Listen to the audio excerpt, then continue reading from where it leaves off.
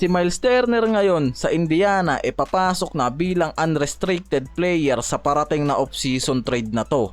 At ngayon nare-report na isa ang Lakers sa tumatarget ngayon sa sentro na to na makuha sa Indiana Pacers. Matagal na rin kasi talagang nauugnay itong si Miles Turner sa Lakers, lalo na sa malaking pangangailangan ng Lakers pagdating sa starting center. May nare-report kasi ngayon na pwedeng gumawa ng hakbang ang Lakers sa isang sign-and trade deal para kay Miles Turner. Pero syempre mga pare ko, hindi naman ganun kadali makuha ng Lakers ang sentro na to. Lalo't since 2015 nang makuha siya ng Indiana bilang first overall pick, hanggang ngayon napapanatili ng Pacers ang sentro na to sa kanila.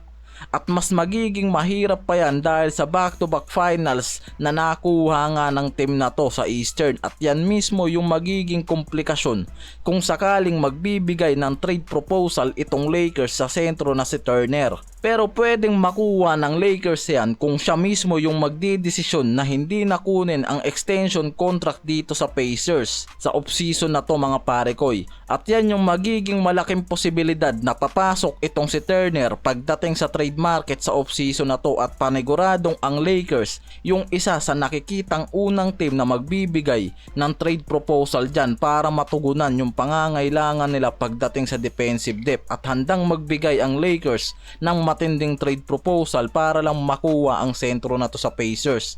Ang Dallas naman ngayon nare-report ang mataas na interes sa pag-acquire dito sa Boston Star na si biyahe ni Jrue Holiday, at balak ng mga to i-reunite yan dito kay Anthony Davis.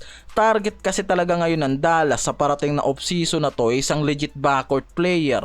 At balak gamitin ng Dallas sa trade proposal na to kapalit sila PJ Washington, Daniel Gafford, Oliver Maxine Prosper at isang 2029 first round pick na protected. Kaya nakikitang malaki talaga ang pangangailangan at interes ngayon ng Dallas para kunin itong si Jrue Holiday. And paalala ko lang mga pare ko na rumors yung lumalabas na to sa report. Baka sabihin nyo na naman fake news, aray ko.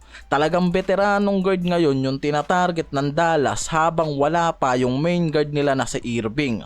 And possible na itong si Jrue Holiday ang magiging replacement nga kung matutuloy ang trade na to na binabalak ng Dallas Mavericks sa Boston Celtics. Lalo na ngayon na ang Boston nalalagay pa ngayon pagdating sa problema sa salary cap nila, at may mga player na kakailanganin nilang bitawan para matugunan yung problema na yan.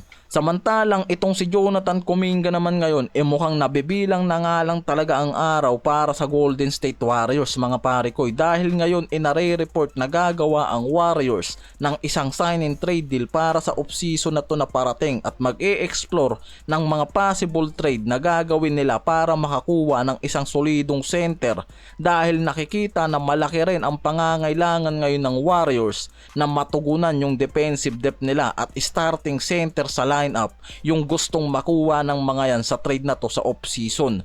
Hindi mo rin kasi talaga aasahan na kayang bitawan ng Warriors itong restricted player nila na si Jonathan Kuminga.